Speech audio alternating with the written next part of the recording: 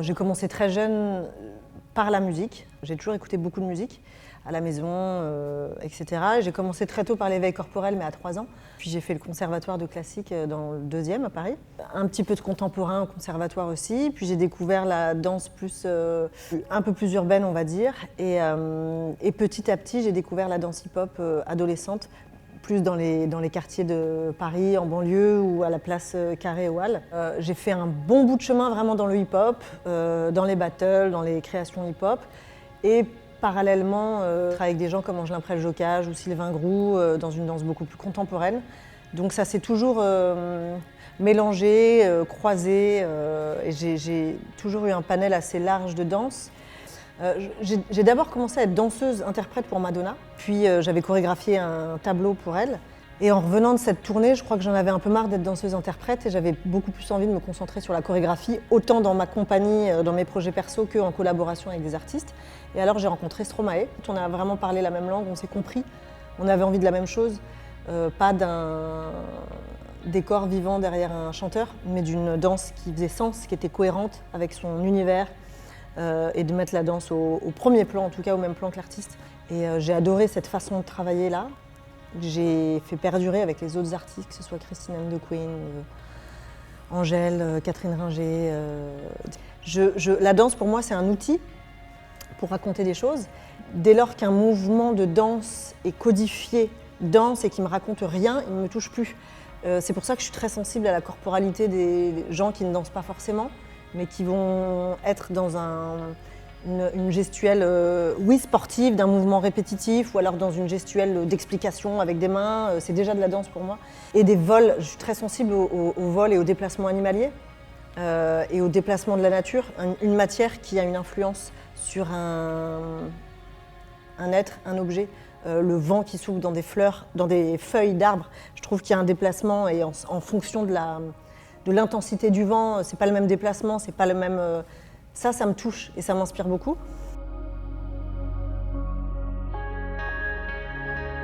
Ma création pour l'Opéra de Paris, je parle avec brutalité de la mort. Et à quel point d'un coup on disparaît dans une autre dimension, en une seconde. Et c'est très brutal. Et c'est très intéressant. Où vont ces gens qui en une seconde s'en vont? C'est une pièce conçue pour 15 danseurs. Oui, c'est narratif parce que j'aime raconter des histoires. Après, c'est pas une histoire qu'on va forcément comprendre. C'est beaucoup plus onirique et beaucoup plus abstrait qu'une histoire très concrète. Mais j'adore plonger le spectateur dans un univers. C'est très important pour moi, les univers. J'aime que le spectateur fasse appel à son propre background, à sa propre histoire, à sa propre sensibilité et à ses propres références, pour comprendre ce qu'il a envie de comprendre.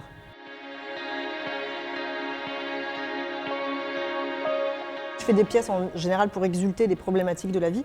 En tout cas, je vais parler de la distorsion du temps, du son. Le temps, c'est un concept qui m'intéresse énormément et j'adore les dimensions.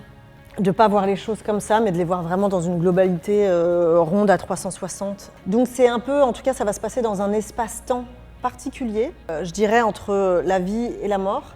Je peux dire qu'il y a une meute d'anges, qu'il y a un archange, qu'il y a la mort, un personnage principal fait de chair et d'os, bien vivant, où le temps, la matière et tout est distordu. Après un coup de téléphone, on va plonger dans une dimension, dans un upside down world, dans une dimension parallèle. Tout va être un peu chamboulé, tous nos sens sont chamboulés, et on n'a plus de repères.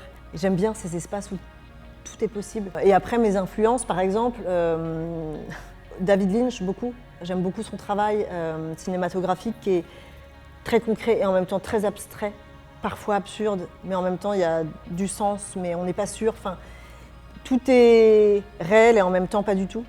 Pour la musique, je travaille avec Mika Luna, qui est un producteur musical avec qui j'avais travaillé pour une pièce que j'ai faite à Londres. Il fonctionne aussi beaucoup par image. Moi, je fonctionne énormément par image et je vais lui décrire des matières, des choses, et il va savoir me le retranscrire en musique sur cette pièce. Et j'ai vraiment envie de développer un thème musical, comme dans les films, qui peut se déformer et partir à droite à gauche, parce que la musique est super importante pour moi. Les costumes sont créés en collaboration avec Arthur Avellano. Tout est du latex.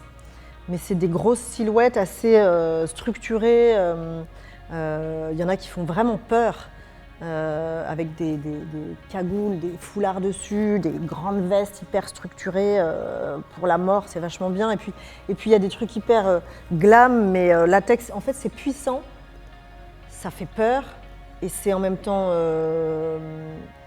sexy, mais dans le bon sens du terme, c'est glamour. Moi j'aime les contrastes. L'Opéra de Paris, pour moi, ça représente l'écrin de la danse, la base, c'est iconique. Mais j'ai pas du tout d'appréhension, de peur, au contraire, quoi. C'est que de l'excitation et de la hâte.